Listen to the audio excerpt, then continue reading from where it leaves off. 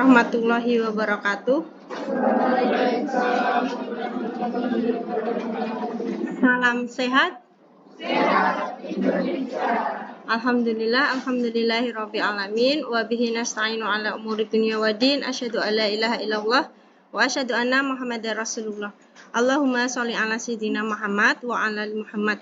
Alhamdulillah pada kesempatan pagi menjelang siang ya, kita akhirnya bisa ketemu untuk membahas atau diskusi terkait dengan mata kuliah dasar ilmu gizi.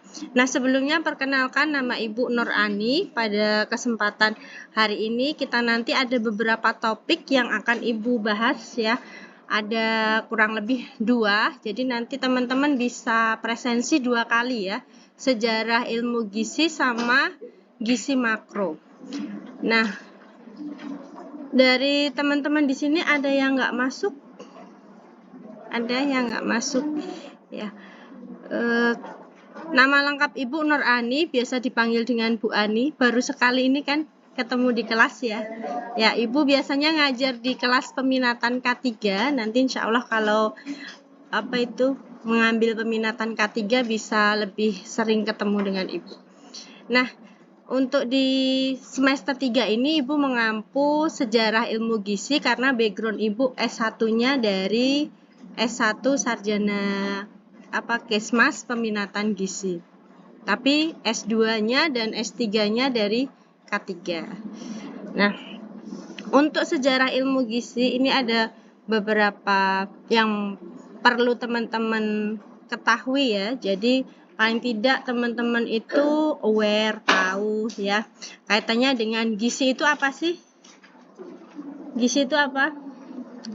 Kemarin sudah searching. Oh, besok materinya tentang gizi, ada Bu Ani. Udah sempat searching di internet gitu? Belum. Semalam yang disiapin apa? Niat. Ya, bagus. Pertama yang disiapin adalah niat, betul. Terus apa lagi? Nyiapin baju. Oke, terus? Ada yang nggak bawa bolpen hari ini? Coba angkat tangan yang nggak bawa bolpen. Bawa bolpen, Mas siapa namanya? Martinus. Oh ya, siapin Mas Martinus catatan sama bolpennya ya. Boleh direkam, boleh. Tapi ini Ibu rekam juga. Jadi kalau sebelum perkuliahan, mumpung ini masih semester 3 ya. Nah, malamnya itu disiapin. Oh, besok itu kuliahnya apa? Kira-kira di searching ya di internet. Besok itu membahas tentang apa sih? Nah, jadi teman-teman sudah ada gambaran ya. Jangan saat kita mau menuntut ilmu kita benar-benar kosong. Niat pun nggak ada ya. Minimal ada niat. Oke. Nah, dalam ilmu gizi di sini adalah suatu ilmu yang mempelajari tentang makanan yang ada hubungannya dengan kesehatan. Nah, gizi ini berasal dari bahasa Arab, gizza. Ada yang namanya gizza? Ya, artinya makanan ya. Di satu sisi ilmu gizi ini berkaitan dengan makanan dan di sisi lain ada kaitannya dengan tubuh. Jadi makanan yang masuk ke dalam tubuh ya. Gizi itu adalah suatu makanan yang dibutuhkan oleh tubuh. Jadi zat gizi itu adalah ikatan kimia yang diperlukan oleh tubuh untuk melakukan fungsinya. Nah, fungsi tubuh ini sebagai apa? Ada yang tahu? Ada yang tahu? Fungsi tubuh kita sebagai apa?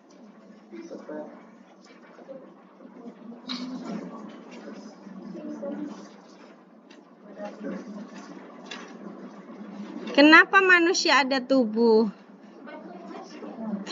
Supaya terlihat ya. Diri kita itu terdiri dari apa? Tubuh dan jiwa. Iya. Kalau jiwa itu nggak kelihatan ya. Kalau tubuh ini adalah sebagai ibaratnya tempat kerangka. Pernah pergi ke lab? Ada kerangka manusia? Nah, tubuh kalian ya seperti itu, ibarat sebuah rangka. Nah, jiwa kalian yang bisa berpikir, bisa menganalisis itu adalah jiwa, ya. Niat itu dari mana? Tubuh atau jiwa? Jiwa. Iya, dari jiwa. Jadi, ilmu gizi ini adalah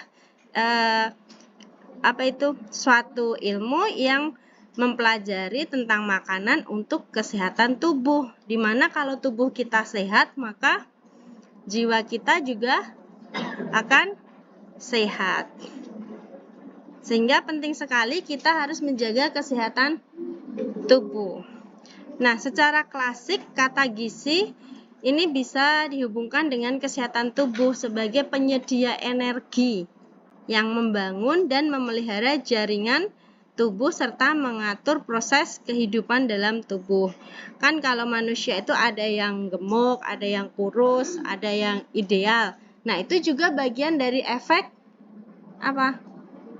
Gizi, ya, dari efek makanan, dari efek nutrisi dalam makanan tadi.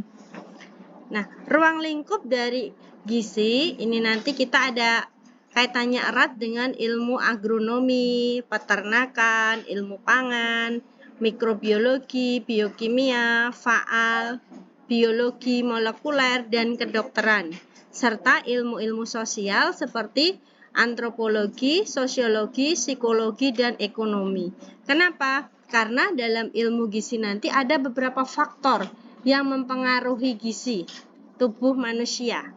Kenapa seseorang itu bisa gizinya berlebih? Kenapa asupannya bisa kurang? Nah, ini ada faktor-faktor yang menyebabkan seseorang itu bisa gizinya baik atau buruk, ya. Nah, dilihat dari perkembangan ilmu gizi, nah ini perlu tahu ya. Paling tidak tahu nanti kalau ada soal keluar teman-teman juga bisa menjawab. Pada tahun 1926 ada yang sudah lahir? Belum. Nah, pada saat tahun tersebut ada seorang ilmuwan ya, profesor ilmu gizi. Ini dikenal sebagai profesor ilmu gizi, namanya Mary Schwartz-Ross ya. Beliau ini adalah tokoh ilmuwan dari Columbia, New York, Amerika Serikat. Nah, pada sebelum tahun Masehi, 400 sebelum Masehi, itu juga ada bapak kedokteran namanya Hippocrates. Jadi ada dua tokoh yang perlu diketahui. Bapak kedokteran siapa? Bapak kedokteran dunia, Hippocrates. Tokoh penemu gizi namanya siapa? Mary Schwartz-Ross. Ya, ada dua itu ya, dihafalin ya. Nah, ini penemuan lagi oleh seorang ahli kimia Perancis yang dikenal sebagai bapak ilmu gizi juga. Namanya Anthony Lavoisier.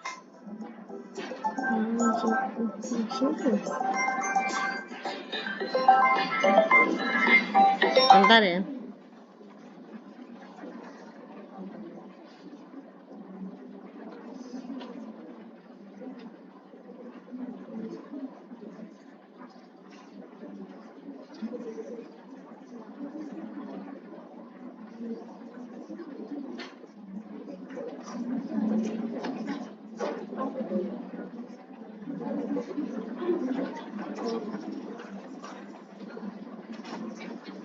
Oke, saya lanjut.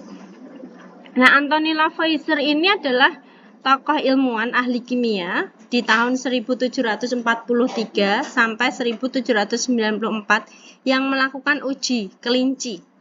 Ya, kalau dalam ilmuwan biasanya yang jadi preparat itu atau probandusnya kelinci, kalau nggak kelinci tikus ya. Nah, di sini beliau ini melakukan penelitian terkait dengan fungsi energi dalam proses pernafasan, oksidasi, dan kalorimetri. Jadi energi itu di dalam tubuh ternyata digunakan, zat gizi tadi di dalam tubuh ternyata bisa menghasilkan energi yang digunakan untuk proses pernafasan, oksidasi, dan kalorimetri atau pembakaran. Nah, tokoh lain ada seorang ahli kimia lain dari Prancis bernama Magendie. Ini untuk pertama kalinya membedakan zat gizi. Jadi zat gizi itu kan ada zat gizi makro dan ada zat gizi mikro. Udah pernah belajar? Dulu yang dari IPA ada? Sudah kan ya. Nah, zat gizi makro dan mikro. Zat gizi makro itu ada karbohidrat, protein, lemak. Itu ternyata yang menemukan adalah Magendie ya. Jadi nanti kalau ditanya, Magendie ini adalah tokoh yang menemukan karbohidrat, protein dan lemak. Kemudian tahun 1840 ada tokoh lagi ilmuwan namanya Regnald dan Rayset membandingkan kebutuhan oksigen dan hasil karbon dioksida dalam proses respirasi dipengaruhi oleh makanan seseorang. Jadi dia makan apa itu akan mempengaruhi proses respirasi. Dan temuan ini dikenal sebagai respiratory question ya. Ini sekedar pengetahuan ya buat teman-teman biar tahu latar belakang atau sejarah dari ilmu gizi. Kemudian ada mineral. Nah, mineral di sini tahun abad ke-20 ada penelitian lagi terkait dengan garam natrium, kalium dan kalsium klorida. Nah, di sini oleh peneliti namanya Ranger pada tahun 1885 dan 1900 oleh Locker menegaskan bahwa unsur-unsur mineral ini merupakan zat gizi mutlak untuk fungsi tubuh dan harus dipenuhi melalui makanan. Nah, mineral ini contohnya apa? Mineral ada natrium, kalium dan kalsium ya. Kemudian baru di abad awal 20 ditemukan tentang vitamin ya. Di sini di dalam tubuh yang kecil ditemukan jumlah yang kecil vitamin. Nah, karena jumlahnya kecil maka disebut sebagai mikro. Ya, zat gizi mikro. Nah, di sini oleh tokoh ya peneliti Michael Haring sama Hopkins menyimpulkan bahwa ada suatu zat aktif dalam makanan yang tidak tergolong zat gizi utama. Karena zat gizi utama tadi apa? Karbohidrat, protein dan lemak. Nah, dalam bukunya, ini bukunya siapa berarti? Bukunya si Hopkins dan Michael Haring. Di dalam Etiology of Deficiency Disease ya, mengusulkan namanya zat gizi jumlah kecil tadi dikasih nama vitamine ya. Vita artinya esensial, amine artinya ikatan. Jadi ikatan esensial. Jadi vitamin itu memiliki pengertian sebagai ikatan esensial. Ikatan dengan rantai kimia yang kecil tapi memiliki fungsi yang besar. Nah, tahun 1920 vitamine ini diganti menjadi kata vitamin karena zat-zat antifaktor tidak selalu dalam bentuk ikatan amine ya. Ini lebih cenderung ke ini ya, biokimia ya. Kemudian penemuan vitamin A oleh McCollum sama Davis juga menemukan tentang vitamin, yaitu khususnya pada vitamin A yang menandakan era dalam penelitian gizi. Ini tahun 1913. Kemudian berlanjut lagi nih penelitian tingkat molekuler ya. Ini kaitannya dengan seluler. Nah, tahun 1955 sampai tahun 1960 tekanan penelitian ini berpindah dari penelitian tentang zat gizi esensial berpindah ke zat gizi yang sifatnya biologik spesifik ya. Dan pengolahan makanan tergantung pada zat gizi. Nah, dalam hal ini makanan kemudian diaplikasikan terhadap perbaikan status gizi. Iya. Oh, Mas Fauzan. Makasih ya Mas Fauzan ya. Nih silahkan ini.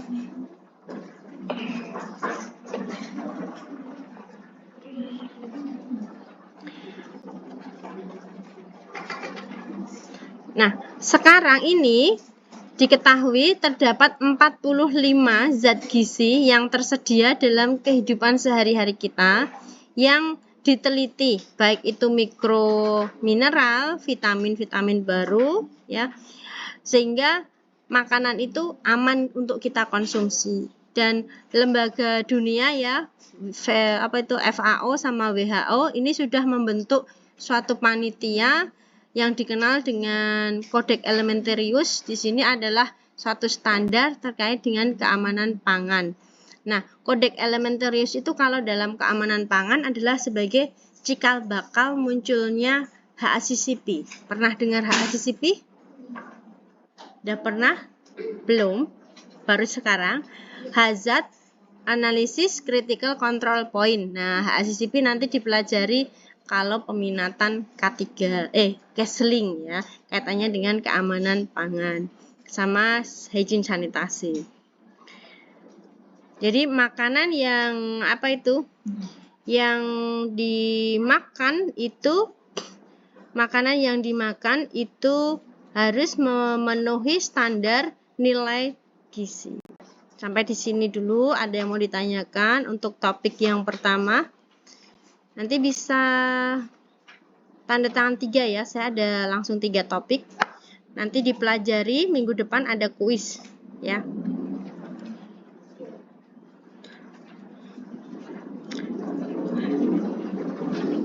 Jadi itu tadi sejarah ilmu gizi.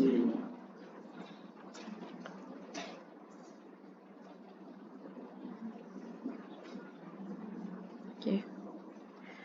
Baik, terima kasih. Lanjut kita ke topik yang kedua, yaitu gizi makro. Apa itu gizi makro?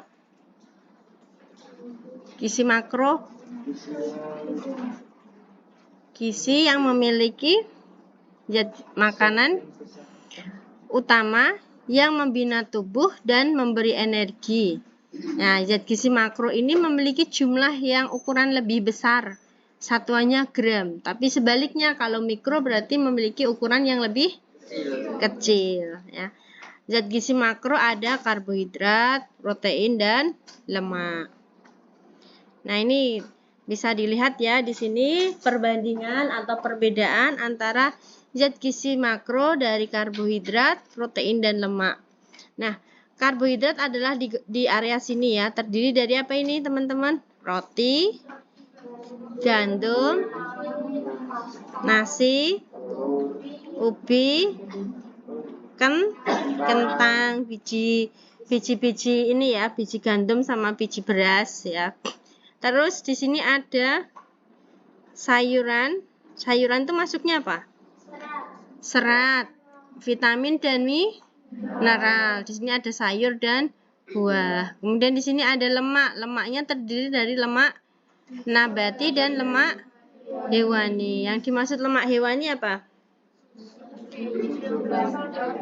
Iya, yang berasal dari hewan. Kalau lemak nabati dari tumbuh-tumbuhan. Kemudian protein dibagi jadi 2 juga, protein nabati dan protein hewani. Protein hewani dari tanaman. Bisa kacang-kacangan ya. Tempe tahu itu adalah protein hewani. Terus protein nabati, protein hewani dari hewan. Contohnya apa?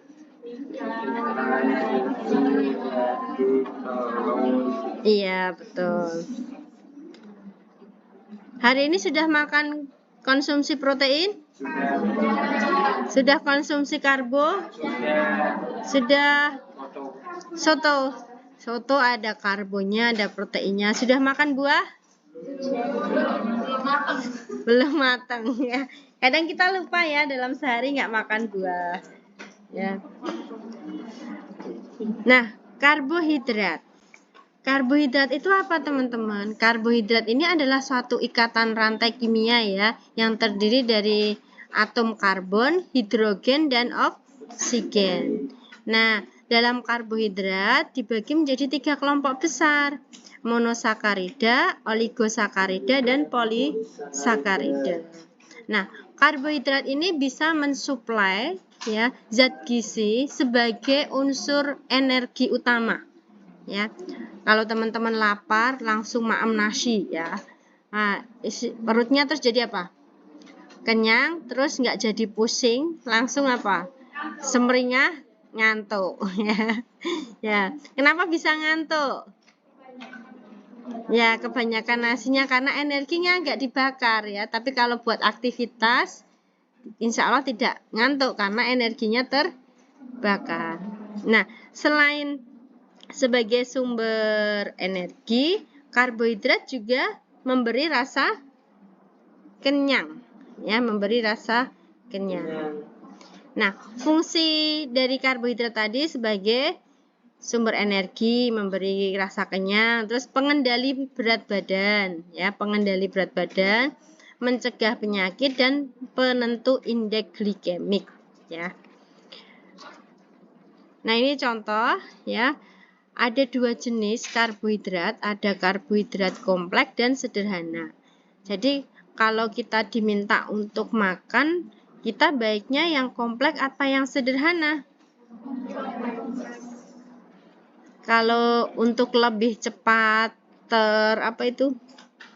dibakar yang sederhana, biar karbonya itu lebih mudah dibakar oleh tubuh atau lebih cepat diolah oleh sistem metabolisme. Yang karbohidrat sederhana karena rantai ikatan kimianya lebih kecil. Kalau kompleks itu panjang rantainya sehingga butuh proses yang panjang. Nah, di sini ada sereal, jus karena mengandung serat, ya. Kue dan biskuit ini tergantung, ya. Kue, biskuit, permen ini tergantung, ya. Bahannya apa dulu? Nah, kelebihan dari zat gizi makro, terutama dari karbohidrat, ini nanti memiliki dampak kesehatan pada tubuh, ya. Kelebihan zat gizi bisa berdampak negatif. Pertama, meningkatkan jumlah lemak dalam tubuh sehingga mengubah metabolisme lemak dan gula dalam skala besar. Kemudian menyebabkan penyumbatan pembuluh darah akibat lemak yang terbentuk di dalam pembuluh darah, menimbulkan berbagai penyakit degeneratif, stroke, kanker, dan diabetes melitus, serta menyebabkan gangguan saraf otot akibat kekurangan vitamin E dan bisa menurunkan kekebalan tubuh. Jadi kalau kelebihan zat gizi itu juga akan berdampak negatif. Kekurangan pun juga bisa berdampak negatif. Nah, protein ini kedua. Protein adalah komponen fungsional dan struktural pada semua sel tubuh. Nah, enzim, zat pengangkut, matrik intraseluler, rambut, kuku ini mengandung komponen protein. Lihat kukunya, ada bintik putihnya enggak? Tidak. Nah, kalau ada bintik putihnya, kemungkinan ada unsur mineral dalam tubuh yang kurang. Ya, tidak tercukupi. Nah, sehingga perlu diimbangi dengan konsumsi apa? Buah-buahan, terus mineral, minuman yang mengandung mineral, ya. Cek kukunya masing-masing. Ada putih-putihnya enggak? Iya, itu berarti kita mengalami defisiensi mineral, ya. Nanti diperbanyak minum air putih atau minuman yang ada unsur mineralnya, natrium atau buah-buahan. Tapi jangan dibanyakin nasinya, ya. Nasinya kan karbo, ya. Oke. Terus protein ini memiliki fungsi khas, yaitu apa? Sebagai zat pembangun dan pemelihara sel jaringan tubuh. Artinya apa? Kalau kita sakit, ya, itu cenderung lebih membutuhkan karbo atau protein? Iya, protein. Karena protein sebagai zat pembangun, ya, memperbaiki sel-sel jaringan tubuh yang rusak. Nah, ini sebagai antibodi memperbaiki jaringan tubuh, memicu reaksi biokimia dan mengirim sinyal ke tubuh, ya. Misalkan kok ada rasa lelah, ya, capek, bahagia, itu juga pengaruh unsur sinyal protein. Nah, ini contoh terkait dengan asupan protein menurut versinya dari Kemenkes, isi piringku, ya. Untuk di protein di sini ada sepertiga, ya, sepertiga dari setengah isi piring. Ya, ini piring ukuran ideal orang dewasa, ya. Nah, nanti teman-teman bisa coba. Oh, saya tuh kalau maem di warteg satu piring, banyakkan nasinya apa protein apa sayurnya? Nah, itu ditakar ya. Diperhatikan aja. Nanti kalau dalam ilmu gizi ada namanya ilmu perhitungan kalori, nanti kita bisa ngitung nih, hitung kalorinya. Asupan makanan kita itu lebih cenderung makan karbo, protein apa lemaknya. Nah, yang kedua ada 3 ya, lipida. Nah, lipida sama lipid atau lemak itu hampir sejenis ya. Nah, lipida ini adalah nama lain dari lipida. Lipida ini nama lain dari lemak. Nah, lipida ini memiliki kelompok ada lemak jenuh, lemak tidak jenuh, dan kolesterol. Nah, sekarang bedakan apa pengertian dari lemak jenuh, lemak tidak jenuh, dan kolesterol. Yo, bisa dicari.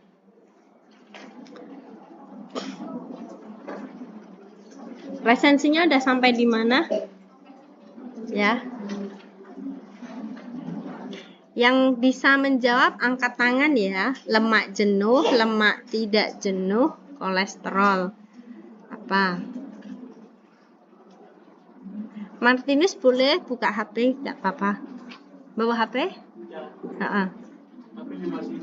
Oh, masih dicas. Oke, Mas Martinus.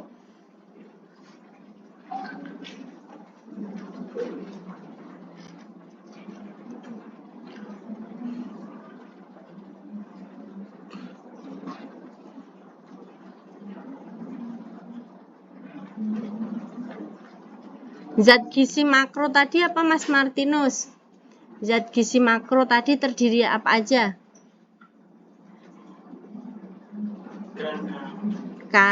Karbohidrat, protein, dan lemak. Ya. Jadi zat gizi makro terdiri dari karbohidrat, protein, dan lemak. Coba ulangi Mas Martinus. Zat gizi makro. Iya.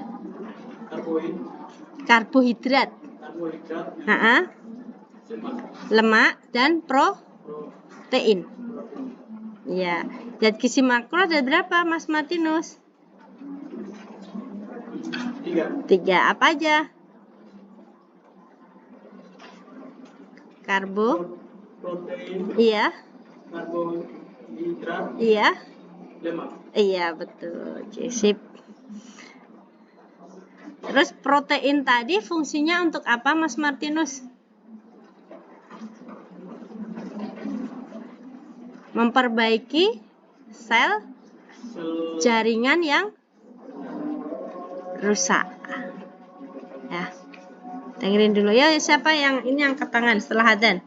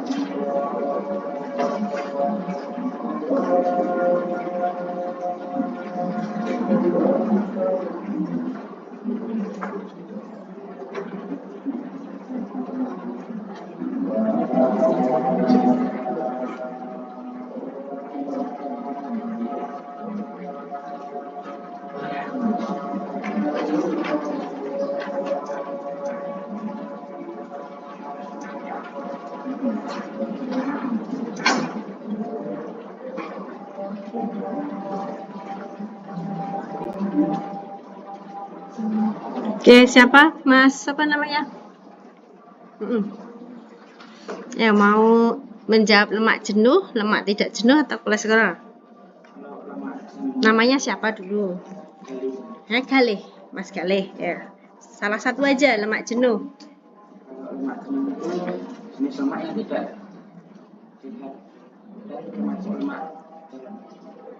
lemak jenuh yang tidak sehat atau lemak jahat. Oke.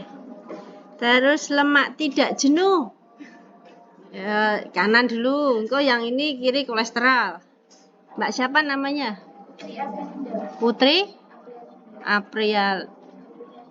Aprianinda, Ninda ya. Oke. Lemak tak jenuh itu kayak lemak yang cenderung berbentuk cairan, terus lebih sehat daripada lemak jenuh itu sendiri. Dan lemak tidak jenuh itu terbagi menjadi dua. Lemak tak jenuh tunggal itu disebut dengan PUFA dan lemak tak jenuh ganda disebut dengan PUFA. Kedua jenis lemak itu dianggap sehat karena bisa mengontrol kadar kolesterol jahat dan trigliserida dalam darah, sehingga lebih baik untuk kesehatan jantung dan pembuluh darah. Lemak sehat ini juga bisa membantu meredakan peradangan di dalam tubuh. Oke. Intinya lemak tidak jenuh adalah lemak yang lebih sehat dari lemak jenuh tersebut. Ya, bermanfaat untuk tubuh ya. Contohnya HDL. Kalau yang lemak jenuh tadi LDL. Oke, sekarang kolesterol. Mbak siapa? Salom. Mbak Salom. Kolesterol itu adalah zat lilin seperti lemak yang ada di dalam darah dan sel-sel tubuh kita. Kolesterol ini juga penting bagi tubuh kita, yaitu salah satunya dalam membentuk sel-sel baru, memproduksi hormon dan membuat vitamin D. Tetapi ada dua jenis kolesterol, yaitu kolesterol LDL atau disebut kolesterol jahat yang dapat menumbuhkan dinding arteri. Terus yang kedua adalah kolesterol HDL yang disebut juga kolesterol baik karena membantu mengeluarkan kolesterol jahat dari. Ya, oke. Itu tadi ya bedanya lemak jenuh, lemak tidak jenuh, dan kolesterol. Jadi kolesterol itu dibutuhkan oleh tubuh, tetapi sesuai kegunaannya ya. Yang kolesterol yang baik yang digunakan, yang tidak nanti akan dibakar dan dibuang melalui apa? Respirasi dan keringat. Nah, dalam proses lipida ini didefinisikan sebagai zat molekul yang tidak larut air. Artinya lemak itu nggak bisa larut dalam air, tetapi bisa dilarutkan dalam ether, alkohol, dan kloroform. Dan lipida tersebar dalam beraneka bentuk baik tunggal seperti lemak dan kolesterol ataupun berbentuk seperti fosfolipid, lipoprotein dan glikolipid ya. Nah, secara ikatan rantai struktur lemak ini atau lipida juga ada yang berbentuk trigliserida, artinya ada 3 ya. 3 bentuk gabungan dari gliserid atau gliserida ini berarti ada 3. Terus ada juga triacylglycerol, gabungan kolesterol dan apa? Ada gliserol dan ada 3 asil dan gliserol. Ini gabungan antara 2 ya, 2 ikatan kimia dalam bentuk 3 ikatan. Dan sama sekali tidak sama dengan kolesterol. Nah, fungsinya di sini lipida ini adalah sumber energi, sumber asam lemak, kemudian vitamin larut lemak, bisa menghemat protein, memberi rasa kenyang, sebagai pelumas dan memberi bentuk tubuh serta melindungi organ tubuh. Nah, memberi pelumas di sini contoh kalau kita di kaki ya, di sendian, ini ada kayak tulang rawan itu ya, itu juga ada unsur minyaknya, lemaknya sehingga menjadi pelumas, sehingga kita bisa gerakin gini. Coba bayangkan kalau nggak ada lemaknya, apakah kita bisa gerak-gerak? Nih, nggak bisa, kaku ya, ngececeng gitu kan. Nah, contoh kalau misalkan kaku itu asam urat karena ada zat apa? Asam urat itu apa? Zat nitrat, sehingga persendian-persendian ini menjadi kaku, nggak bisa lemas ya. Nah, dalam proses lemak ini ada lemak jenuh, lemak tak jenuh, kemudian kolesterol. Nah, lemak jenuh di sini kita bisa dapatkan dari keju, daging, susu, telur. Nah, lemak tak jenuh di sini lebih cenderung dari tumbuhan, sayuran, tanaman. Kalau lemak jenuh lebih ke hewan ya. Nah, alpukat ini sangat bagus kalau kita mau misalkan menurunkan berat badan, ini konsumsi alpukat ini sangat bagus. Nah, ini tadi kaitannya dengan zat gizi makro. Satu lagi ya, teman-teman ya. Sampai sini ada yang mau ditanyakan? Kalau belum nanti Ibu yang tanya ya.